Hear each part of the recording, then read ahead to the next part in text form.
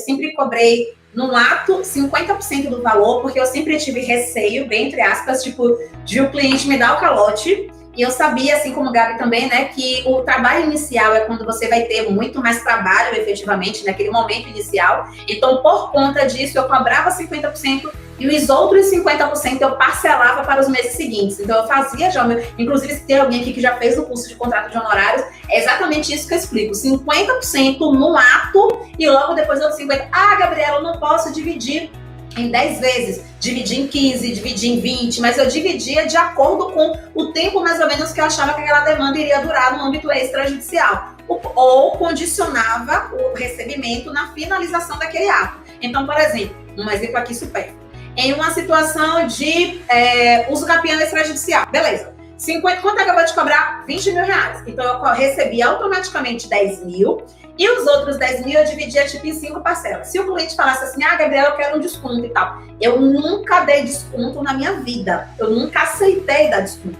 Porque eu acho que ali existe uma desvalorização do nosso trabalho. Então, parece assim, ó, olha, eu vou te cobrar 20 mil, mas se você me oferecer 15, a gente fecha. Acho que isso traz uma desvalorização, então eu acabava dividindo em mais vezes. E eu acho assim muito bacana também, Gabi, a questão da multa é de suma importância, porque eu não sei o que é que se passa muitas vezes na cabeça do cliente, que ele acaba priorizando todos os pagamentos, mas ele acaba negligenciando, em alguns casos, o pagamento do advogado. E eu me lembro que teve uma vez que um cliente meu ficou inadimplente, tipo assim, 6 meses mais ou menos.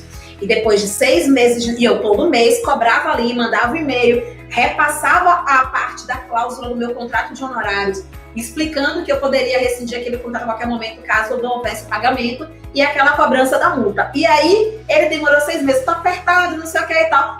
6 meses após, sabe o que aconteceu? Ele veio pra mim e falou assim, Gabriela, eu tô querendo retomar o serviço e tal. Quanto é que eu te devo? Eu entrei naquele site, porque advogado não sabe fazer conta, que eu sou dessas, né? Sempre só sei calcular a porcentagem, né? Saí da advocacia, mas é como se a advocacia não tivesse saído de mim. O problema mental deu seguimento, né? Continuo sem saber fazer conta. E aí eu automaticamente entrei naquele cálculo exato, fiz ali a conta e passei para ele.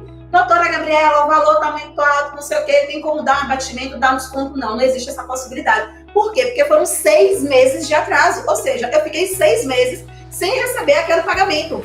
Então, acho que a gente tem que ter um certo equilíbrio aí, porque muitas vezes o advogado quer tanto favorecer, quer tanto ajudar o cliente, mas na hora do cliente meter o chumbo, o cliente mete o chumbo, né? Esquece que você não vive de luz, esquece que você tem conta para poder pagar, esquece que ali não é fotossíntese, né? Você precisa realmente ser devidamente remunerado. Então, eu automaticamente fazia isso. E o mais incrível é que, assim, às vezes o advogado ele acha que fazer o contrato de honorários ajuda o cliente. Na verdade, a segurança é muito mais do advogado do que efetivamente do cliente. Por isso a importância da confecção. Um exemplo, em uma falta de pagamento, como é que você vai cobrar multa? Como é que você vai cobrar juros? Entende? Então você precisa fazer o contrato, não é pelo seu cliente, é por você. E eu fazia mais, que é outra coisa que eu geralmente também falo no curso de contrato de honorários.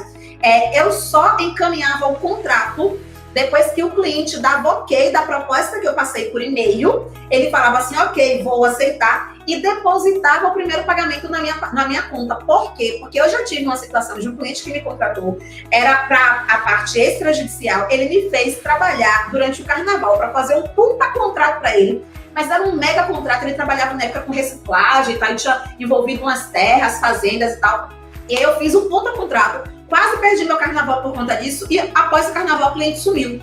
Então, o que eu comecei a fazer? Eu elaborava a proposta de honorários, encaminhava por e-mail. Quando ele fala, ok, eu vou fechar, eu colocava lá, a primeira parcela deve ser realizada para que o contrato de honorários seja confeccionado. Se você me perguntar, Gabriela, todo mundo trabalha assim? Óbvio que nem todo mundo trabalha assim. Gabi daqui a pouco vai dividir com vocês a experiência dela. Mas para mim funcionava porque eu não perdia tempo confeccionando um contrato para um cliente que não ia fechar. O dinheiro já estava na minha conta. Regra geral, o cliente ele não discute cláusula de contrato de honorários.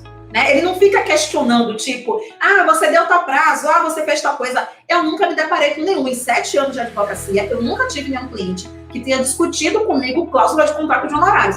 Então, quando eu já recebia a primeira parcela, aí eu, ok, elaborava o contrato, mandava por e-mail, ele imprimia, assinava, entregava no meu escritório e eu condicionava o início daquele ato a entrega de todos os documentos, tá? Ou em uma situação que não era extrajudicial, mas em uma situação judicial, eu dava um prazo de 5 dias úteis para poder ingressar com a ação dele.